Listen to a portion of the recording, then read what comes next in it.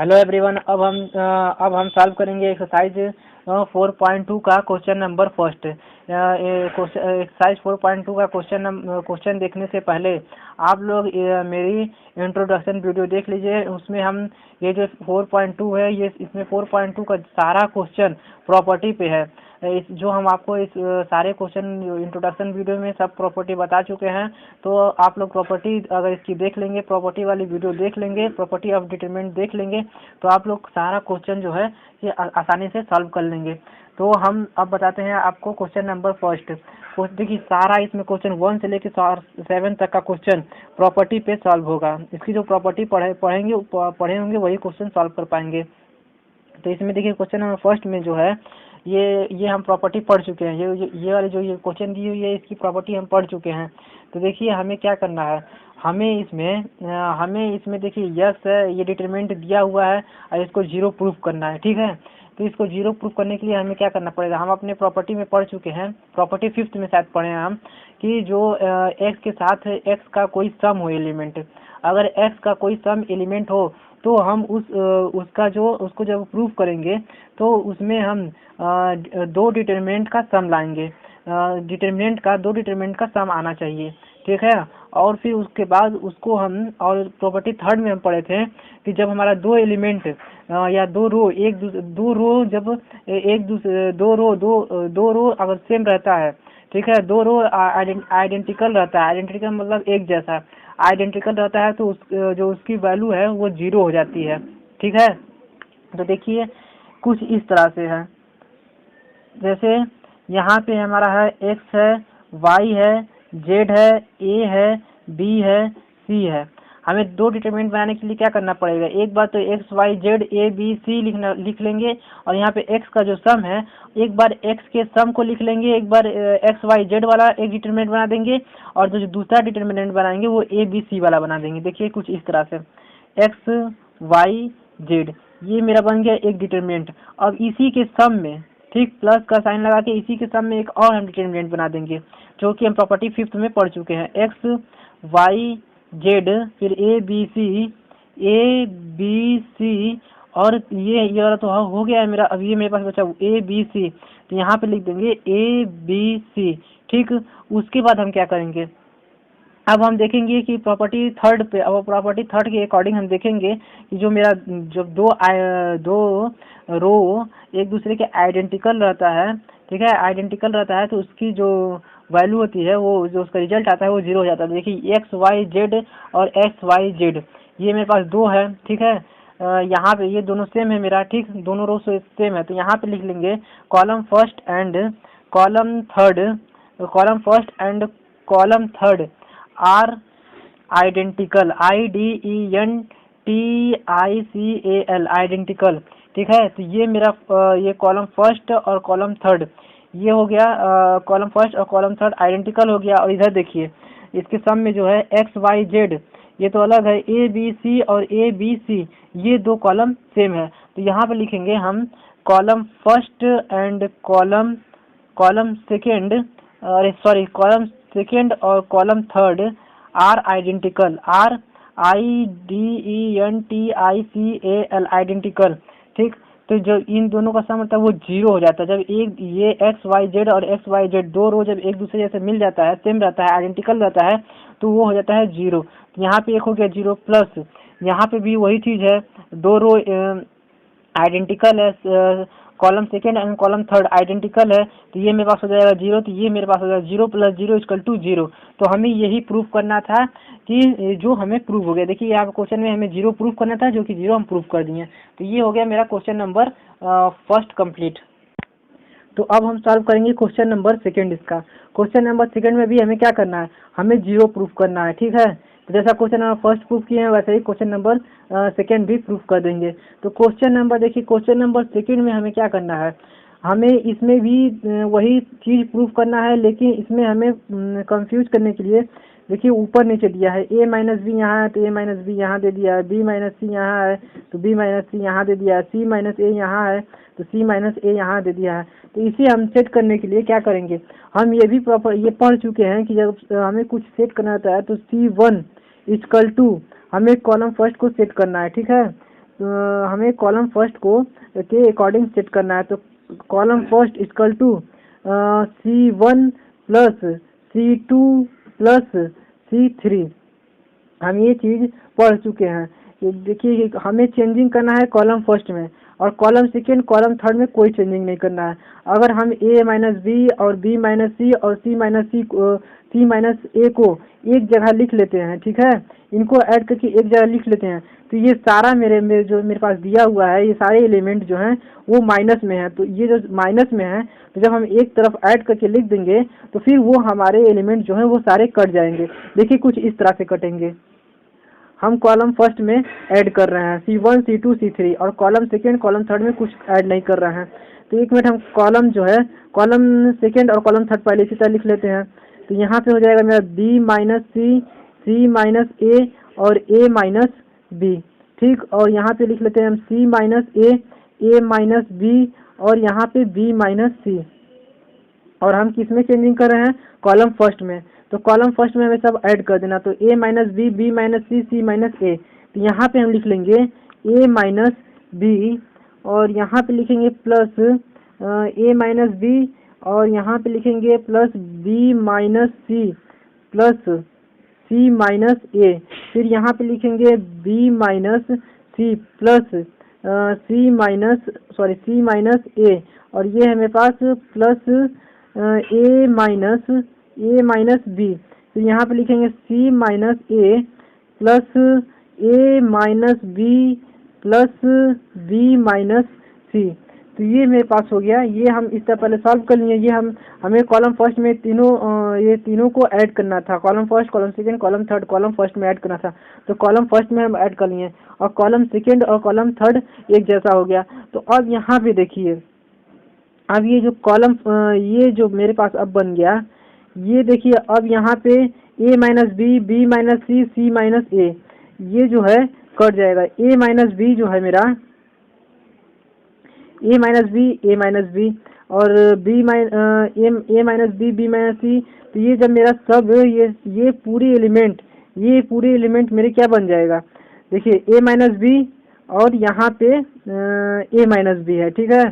यहाँ पे है मेरा B minus C, B minus C, C minus A, C minus A. तो ये मेरा सारा एलिमेंट जो है यहाँ का कॉलम फर्स्ट का, ये मेरे पास हो जाएगा 0 कट के, 0 0। और यहाँ पे मेरे पास बन जाएगा B minus C, C minus A और A माइनस बी, और C minus A, A minus B और B माइनस सी। तो ये जो हुआ मेरा, ये देखिए अब हम प्रॉपर्टी में अपने पढ़ चुके हैं कि जब कोई भी रो या कोई भी कॉलम, अगर तीनों एलिमेंट है उसकी सारी एलिमेंट या सारा किसी एक रो का या किसी एक कॉलम का सारा एलिमेंट अगर 0 हो जाता है, तो उसकी वैल्यू जो उसका रिजल्ट आता है वो भी 0 आता है। अगर इसको और सॉल्व करना चाहते हैं तो ये इस तरह भी हो सकता है। जैसे हम सॉल्व कर रहे थे, कॉलम फर्स्ट को ले लीजिए, और कॉलम फर्स्ट का इसको हम कॉलम फर्स्ट के अलॉन्ग जब एक्सपेंड करेंगे, फिर भी उसका आंसर जो है वो 0 आएगा, क्योंकि 0 से इस सबका मल्टीप्लाई करेंगे तो 0 हो जाएगा, फिर 0 से इसका मल्टीप्लाई करेंगे 0 हो जाएगा, 0 से इसका मल्टीप्लाई, 0 से इसका मल्टीप्लाई, अगर 0 में किसी भी चीज़ का मल्टीप्लाई करेंगे तो वो 0 हो जाएगा मेरा। तो ये मेरा आंसर जो हो गया, फाइनली आंसर जो हो गया इसका, ये आ गया मेरा 0। इसी तरह से इसको सॉल्व करना था। तो ये मेरा हो गया क्वेश्चन नंबर सेकेंड भी सॉल्व। तो अब हम सॉल्व करेंगे question number third. Question number third है मेरा, क्वेश्चन नंबर थर्ड में भी इसमें भी हमें 0 ही प्रूव करना है, ठीक है। तो 0 प्रूव करने के लिए हमें क्या करना पड़ेगा? देखिए यहाँ पे 2 3 5 है, 7 8 9 है, 65 75 86 है। तो इसमें से तो कुछ कॉमन मिलेगा नहीं, इसमें से भी कुछ कॉमन नहीं मिलेगा। हम ये पढ़ चुके हैं कि जो बड़ा नंबर रहता है और ऐसा कुछ क्वेश्चन रहता है डिटरमिनेंट में, तो उसमें से हम कॉमन लेकर फिर उसको सॉल्व करते हैं कोई दो नंबर को आइडेंटिकल करने के लिए। तो देखिए यहाँ पर 65 है, 75 है, 86 है, तो यहाँ से कुछ ना कुछ मेरा आइडेंटिकल के लिए बन जाएगा। तो हम आइडेंटिकल के लिए बनाने के लिए पहले आप कुछ रफ करके देखते हैं कि कैसे बनता है। तो आइडेंटिकल करने के लिए हम यहाँ पे रफ कर लेते हैं एक साइड में। तो यहाँ पे अगर हम 7 × 9 करते हैं तो 7 9 जा मेरा आ जाएगा आपके पास 63, ठीक। उसके बाद हम यहाँ पे दूसरा है मेरा 8, और 8 9 जा 8 9 जा मेरे पास हो जाएगा 8 9 जा 72, और यहाँ पे है मेरा 8 और यहाँ पे है 9, तो 9 8 जा, अरे सॉरी यहाँ पे 9 है ना, तो 9 9 जा मेरा 9 9 जा आ जाएगा 81। ठीक, तो यहाँ पे 63 72 81 आया है। तो यहाँ पे तो मेरा अभी कुछ वो मतलब पूरा एक्यूरेट नहीं आ पाया है। 65 75 86 हमें चाहिए था। तो उसके लिए अगर हम देखें यहाँ पे 65, अगर यहाँ पे 63 है, अगर 63 में 2 ऐड कर देते हैं तो मेरा 65 हो जाएगा यहाँ पे। ठीक, और यहाँ पे 72 है, 72 में 3 ऐड कर देंगे तो यहाँ 75 हो जाएगा। ठीक, यहाँ पे 81 है, 81 में हम 5 ऐड कर देंगे तो ये मेरा 86 हो जाएगा। 86 हो जाएगा ना। तो यहाँ पे देखिए ये जो चीज़ हम ऐड किए हैं 2 3 5, ये चीज़ हमें यहाँ पे रो फर्स्ट में मिल रही है 2 3 5। तो इसको हम सॉल्व करने के लिए क्या करेंगे, अब इसको सॉल्व करने के लिए हम इसको ब्रेक करके लिख लेते हैं। ब्रेक मतलब हम बस इतना ही लिख लेते हैं, 63 प्लस 2, फिर 72 प्लस 3, फिर 81 प्लस 5, इस तरह ब्रेक करके हम इसको लिख लेते हैं। तो चलिए यहाँ पे अब हम इसको ब्रेक करके लिख लेते हैं। तो यहाँ पे हम लिखेंगे 2 3 5, और यहाँ पे डिटरमिनेंट का साइन लगाएंगे 2 3 5 7 8 9, और यहाँ पे अब हम लिखेंगे 63 प्लस 2, और यहाँ पे हम लिखेंगे 72 प्लस 3, और यहाँ पे लिखेंगे 9 प्लस 9 यहाँ पे क्या था मेरा 81 प्लस 5 है ना, तो यहाँ 81 प्लस ये हो जाएगा मेरा 5। तो अब यहाँ पे देखिए, यहाँ पे हमें अब इसको इस तरह तो हो गया। अब इसको जैसे प्रॉपर्टी 5th में हम पढ़े थे कि जब दो एलिमेंट का सम होता है तो उसको दो डिटरमिनेंट के सम में लिख लेते हैं। तो चलिए हम इसको दो डिटरमिनेंट के सम में लिख लेते हैं नीचे। तो यहाँ पे हो जाएगा मेरा 2 3 5 और 7 8 9, और यहाँ पे हम 63 72 और यहाँ पे 81 लिख लेते हैं। ठीक, यहाँ पे डिटरमिनेंट, और यहाँ पे प्लस का साइन लगाते हैं, क्योंकि हम पढ़े हैं जब दो कोई रो में कोई एलिमेंट का सम होता है तो उसको दो डिटरमिनेंट के सम में लिख लेते हैं। तो चलिए हम लिख लेते हैं इसको 2 3 5 7 8 9, और ये वाली एलिमेंट अब लिख लेते हैं 2 3 5, मतलब ये वाली रो लिख लेते हैं, सेकेंड रो इसकी, थर्ड रो की सेकेंड रो 2 3 5। तो यहाँ पे हम लिख लेंगे 2 3 5। अब देखिए अब हमें कुछ आइडेंटिकल मिल रहा है। ये देखिए हमें रो कॉलम फर्स्ट और कॉलम थर्ड हमें आइडेंटिकल मिल रहा है। ठीक, तो यहाँ पे हम लिख लेंगे, यहाँ पे column first and column third are identical. ठीक, उसके बाद अब हम क्या करेंगे, ये तो कॉलम फर्स्ट और कॉलम थर्ड जब मेरा आइडेंटिकल हो गया तो हम ये प्रॉपर्टी थर्ड में पढ़ चुके हैं, जो दो रो एक दूसरे के आइडेंटिकल हो जाता है तो उसका जो रिजल्ट रहता है वो 0 हो जाता है। ठीक, तो यहाँ पे मेरा हो जाएगा +0। ठीक है, ये तो 0 हो गया। अब इधर साइड में आइए, इधर साइड में देखिए यहाँ पे, तो अब यहाँ पे 0 बनाने के लिए हम क्या करेंगे, यहाँ पे देखिए यहाँ पे मेरा 63 72 81 7 8 9 2 3 5, तो यहाँ पे कोई आइडेंटिकल एक दूसरे के सेम नहीं है। तो यहाँ पे इसको सेम बनाने के लिए हम क्या करते हैं कि यहाँ पे देखिए 2 3 5 7 8 9, और यहाँ पे 63 और 63 का कॉमन 60, अगर इसमें से इन तीनों में से अगर अब कॉमन लेते हैं हम तो मेरे पास बन जाएगा। तो यहाँ पे मेरा बन जाएगा 7 × 9, एक कॉमन आया, फिर मेरे पास 8 × 9, ठीक, और 9 × 9, तो 9 9 जा 81, 8 9 जा 72, 7 9 जा 63। तो यहाँ से मेरा क्या कॉमन आ रहा है, यहाँ से मेरा जो है कि यहाँ से मेरा ये 9 कॉमन आ रहा है। ठीक है, जब मेरा 9 कॉमन आ रहा है तो अब हम इसको क्या करते हैं, 9 को बाहर ले लेते हैं, 9 को बाहर निकाल देते हैं, 9 कॉमन लेकर बाहर निकाल देते हैं। तो मेरे पास अब बचेगा 2 3 5 7 8 9, और यहाँ पे 7 8 9। ठीक, और यहाँ से मेरा +0 ये आया हुआ है। ठीक, अब उसके बाद हम क्या करेंगे, जब यहाँ तक आ गया तो अब हम क्या करेंगे, देखिए अब हमें दो कॉलम सेकेंड और कॉलम थर्ड एक दूसरे के आइडेंटिकल हो गया। तो वो कॉलम फर्स्ट और column second and column third are identical, ठीक है। कॉलम सेकंड और कॉलम थर्ड मेरा आइडेंटिकल हो गया, ठीक। तो ये दोनों जब आइडेंटिकल हो गया, ये दूसरे के सेम हो गया, आइडेंटिकल हो गया, तो इसके अब इसका जो वो डिटर्मिनेंट क्या बनेगा, इसका डिटर्मिनेंट 0 हो जाएगा। तो इसका जब डिटर्मिनेंट 0 हो जाएगा तो यहाँ पे हो जाएगा 9 इंटू 0 प्लस 0। तो जब 9 में 0 का मल्टीप्लाई करेंगे तो मेरे पास हो जाएगा 0 और प्लस 0 तो 0। तो जब इन दोनों को सम करेंगे तो ये आ जाएगा मेरा 0। तो ये हमें यही चीज़ प्रूफ करना था, जो कि हम इसको कर दिए हैं प्रूफ। ये 0 जो है ये इधर वाला 0 है, और 9 इंटू 0 इसका 0 एक ये है, तो ये हो गया 9 इंटू 0 और प्लस 0 ये 0 प्लस 0 0 हो गया। तो यही चीज़ हमें इसमें शो करना था, 0 शो करना था, जो कि हम 0 शो कर दिए। तो इसका डिटर्मिनेंट वैल्यू आई है 0। ये मेरा क्वेश्चन नंबर थर्ड सॉल्व। तो अब हम सॉल्व करेंगे क्वेश्चन नंबर 4। क्वेश्चन नंबर 4 देखिए, क्वेश्चन नंबर 4 और क्वेश्चन नंबर थर्ड सेम है, बस यहाँ पे ए दे दिया है ना। तो इसमें हमें क्या करना है, इसमें पहले हम क्या करेंगे, पहले हम 1 1 1 इस तरह लिख लेते हैं। इसमें भी शो करना है 0, ठीक है। यहाँ पे लिखते हैं BC CA AB। अब यहाँ पे क्या करते हैं, ए में बी का मल्टीप्लाई कर लेते हैं, ए में सी का मल्टीप्लाई कर लेते हैं। पहले जो चीज़ हमें दिख रहा है पहले वो चीज़ को हम कर लेते हैं, फिर उसके बाद देखा जाएगा कि क्या होगा। तो यहाँ पे हो जाएगा ए बी प्लस ए सी। तो यहाँ पे हो जाएगा मेरा ए सी, ठीक। फिर B C plus B A, तो यहाँ पे हो जाएगा मेरा B C plus A B. फिर यहाँ पे मेरा हो जाएगा A C plus C B, A C plus B C लिखे चाहे सी बी लिखे, बात एक ही है, ठीक। हम बी सी लिख लिए, ठीक। फिर उसके बाद अब हम क्या करेंगे कि यहाँ पे ये तो हो गया।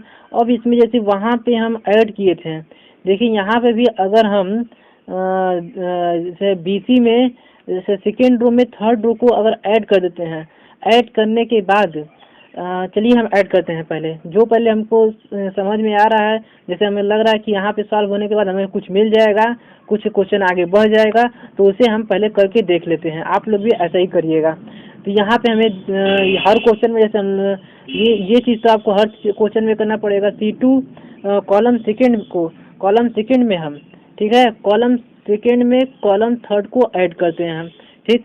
कॉलम सेकेंड में अगर कॉलम थर्ड को हम ऐड करके पहले देखते हैं, तो ये मेरा है 1 1 1। कॉलम फर्स्ट में कोई चेंज नहीं है तो 1 1 1 लिख दिए, ठीक। बी कॉलम सेकेंड और कॉलम थर्ड को ऐड कर देते हैं, तो यहाँ पे मेरे पास हो जाएगा B C plus A B plus A C, ठीक है। और यहाँ पे मेरे पास हो जाएगा C A plus B C plus A B, ठीक। और यहाँ पे हो जाएगा मेरे पास A B plus A C plus B C. अब जो ये थर्ड वाली रो है उसको हम लिख लेते हैं, ए बी प्लस ए सी है, तो ए बी प्लस ए सी हम लिख लेते हैं। अब यहाँ पे मेरे पास B C plus A B है, तो ये भी लिख लेते हैं। ए सी प्लस बी सी है, ये भी लिख लेते हैं। अब हमें देखिए, ये देखिए, अब हमें यहाँ पे अब एक चीज़ हमें दिख रही है। ये क्या चीज़ हमें दिख रही है, ये चीज़ दिख रही है कि हमें ये तीनों रो में, ये first row second row third row मेरा सेम है। देखिए यहाँ पे भी ए बी बी सी ए सी है, यहाँ पर भी सेकेंड रो में भी वही, फर्स्ट रो में ए बी बी सी ए सी है, सेकेंड रो में भी ए बी बी सी और ए सी है, और थर्ड रो में भी A B A C B सी है। ये चीज़ मेरे तीनों दिख रही है। तो जब तीनों रो मेरा सेम है, ठीक है, तीनों first row second row third row तीनों रो सेम है, तो तीनों रो में से हम ए बी बी सी और एक मिनट पहले हम सब एक साथ सिस्टम में लिख लेते हैं, क्योंकि आगे पीछे है तो इसको हम सिस्टम में कर सकते हैं, सेट में कर सकते हैं। तो सेट में करने के लिए हम क्या करेंगे, 1 1 1 और एक सेट बना लेते हैं इसको। जैसे सेट में रहेगा तो अच्छे समझ में आएगा। तो ये हो जाएगा A B plus B C plus A C, ठीक। इसको भी वही सेट में लिख लेते हैं, A B plus B C plus A C, और इसको भी वही सेट में लिख लेते हैं, A B plus B C plus A C. ये हम क्यों लिख रहे हैं, क्योंकि ये सारा एलिमेंट एक जैसा है, बस थोड़ा आगे पीछे हो गया है, तो इसको एक हम सेट में लिख लिए हैं। और यहाँ पे ए बी प्लस ए सी, और यहाँ पे B C plus A B, और यहाँ पे ए सी प्लस बी सी। अब आप ध्यान दीजिए, ये तीनों रो सेम है, तो हम क्या कर सकते हैं, अगर हम ए बी बी सी ए सी सब में है, तो अगर ए बी बी सी ए सी को हम कॉमन ले लेते हैं। चलिए हम कॉमन लेके देखते हैं, A B plus B C plus A C. जब ये चीज़ को हम कॉमन ले लिए हैं तो अब मेरे पास क्या बचा, 1 1 1 यहाँ पे पहले लिख लेते हैं 1 1 1, ठीक, ये तीनों 1 हो गया। अब जब A B B C A C common ले लिए इधर से तो यहाँ पे मेरे पास क्या आ जाएगा, 1 आ जाएगा, ठीक। जब इसमें से इस चीज़ को इसमें से कॉमन ले लिए तो 1 आ गया, फिर वही चीज़ इधर भी है तो इधर भी 1 आ गया, वही चीज़ इधर भी है तो इधर भी 1 आ गया, ठीक। जैसा ये है वैसे ही इसको लिख लेते हैं A B plus A C, B C plus A B और ए सी प्लस बी सी, ठीक। तो ये चीज़ मेरा हो गया। अब देखिए, अब थोड़ा सा ध्यान दीजिए इसमें। अब आपको दिख रहा है दो क्या कहते हैं, दो रो कॉलम फर्स्ट और कॉलम सेकंड एक दूसरे के आइडेंटिकल हो गया है। तो जब आइडेंटिकल हो गया तो प्रॉपर्टी थर्ड के अकॉर्डिंग हम बोल सकते हैं कि ये मेरा 0 हो गया, ठीक। तो यहाँ पे लिख लेते हैं हम एक लाइन लिख लेते हैं कि बाय प्रॉपर्टी थर्ड, हम प्रॉपर्टी थर्ड के बेस पे इसे सॉल्व किए हैं अकॉर्डिंग प्रॉपर्टी थर्ड, ठीक है। और ये देखिए column first and column second are identical, ठीक। कॉलम फर्स्ट और कॉलम सेकेंड आइडेंटिकल है, तो इसलिए अब हमें क्या करना है, जब ये मेरे पास 0 हो गया, ठीक है, तो अब ए बी बी सी ए सी मेरे पास बचा, तो ये A B plus B C plus A C. अब यहाँ पे जब हम इंटू कर दिए तो इंटू में मेरे पास क्या बचा, यहाँ पे इंटू में मेरे पास ये चीज़ जब सेम हो गई है कॉलम फर्स्ट और कॉलम सेकेंड तो ये मेरे पास हो गया 0, ठीक है। जब इसमें ए बी बी सी ए सी को जब 0 से मल्टीप्लाई करेंगे तो मेरे पास आंसर क्या आएगा, 0 आएगा, ठीक है। तो ये आ गया मेरे पास 0 इसका आंसर। तो ये हो गया हैंस प्रूव, ठीक। ये क्वेश्चन नंबर 4 भी मेरा कंप्लीट हो गया।